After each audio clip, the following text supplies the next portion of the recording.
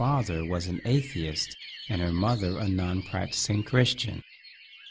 But after becoming a young adult, she traveled back to the UK to attend college. It is there that she met many Muslims, but did not accept Islam in the UK until after traveling to different Muslim countries.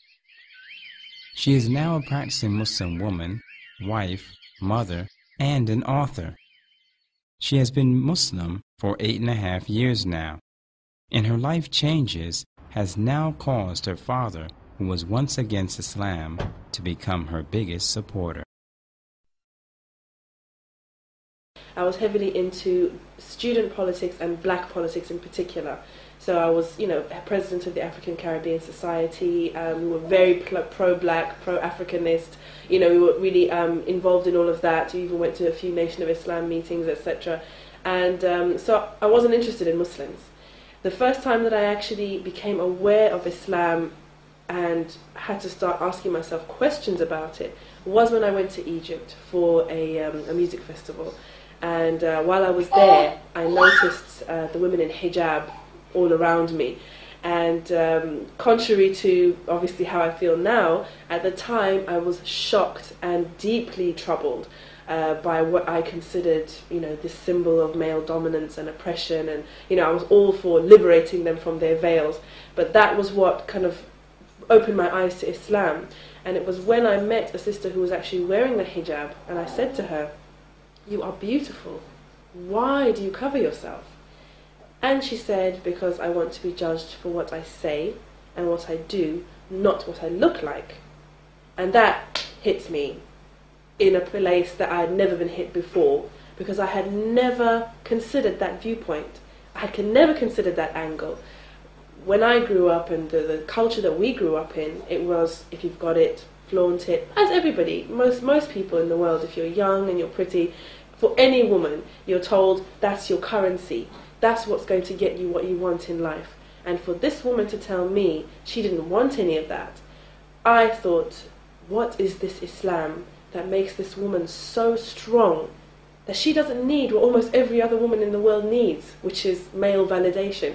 And that's what got me thinking about hijab, about Islam, about my life, about her life, and the way I wanted to go forward from then on. So I resolved, upon coming back to the UK, to start reading the Quran and seeing what Islam was all about. And I did that, and alhamdulillah, many of the injunctions in the Quran made a lot of sense to me. Not drinking alcohol was one that comes to mind. The idea of there being a creator, of there being a God, of us needing him, of us needing to pray to him, that made a lot of sense to me. So I started putting those into practice straight away. Although at the time I did not want to become a Muslim, because as far as I was concerned that was just too extreme.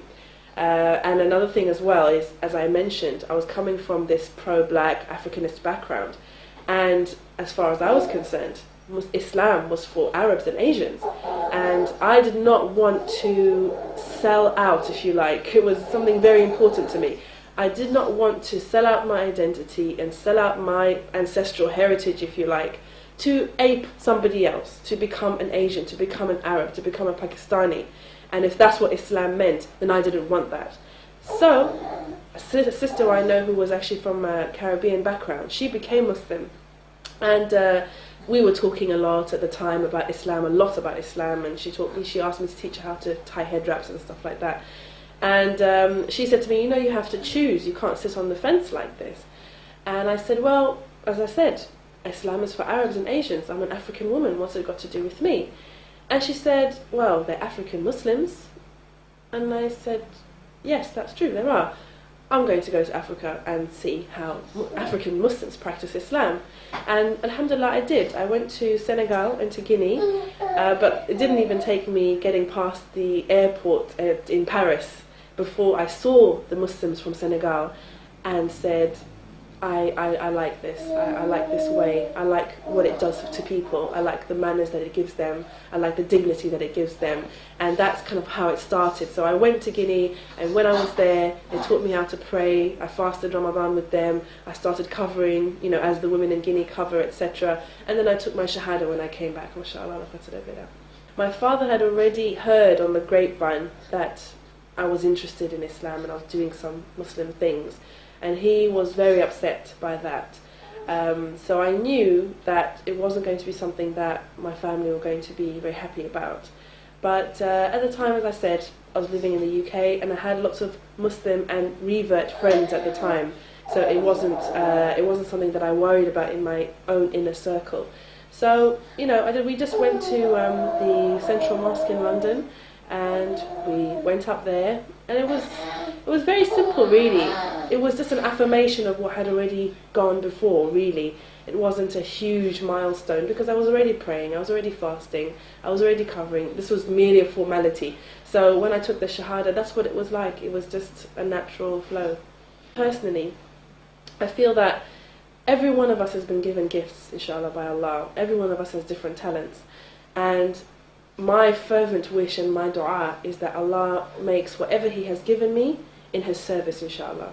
And that whatever skills He's given me, I can use them to worship Him better. And if that means giving da'wah, alhamdulillah. If it means writing books, alhamdulillah. If it means talking and giving lectures, etc., alhamdulillah. I'm happy to do that for the sake of Allah, because all the gifts are from Him anyway, alhamdulillah. Unfortunately, if you go to any bookshop, in any Western bookshop, you know, around the world, you will find books about Muslim women, but more often than not, they go into two categories. There's the escapee and the victim. And the Muslim woman is constantly being stereotyped in these two ways. We want to break that stereotype. We want to get behind the headlines and behind the hype. Sisters are always saying things like, I feel liberated by the hijab, Islam has liberated me, etc. So blending in is not the aim.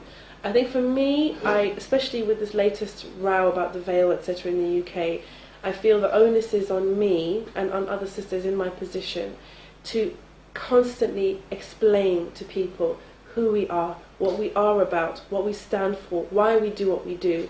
Because a lot of the attitudes towards Muslims and Muslim women in particular are based on ignorance. Most people in the UK, for example, have never met and talked to or had a deep conversation with a Muslim woman, let alone a Muslim woman who covers the way that I cover. That's something that will definitely lead to the feelings of fear or feeling insecure or you know, any of these things that people say they feel when they see women like myself. This is fueled by ignorance and fueled by not having experience of us and not knowing us for who we are. So for me, it's not about blending in. It's about how can I have a positive impact on my society? How can I be an active member of society while still worshipping Allah, while still obeying my Lord, while still remaining in the bounds of the Sharia, inshallah?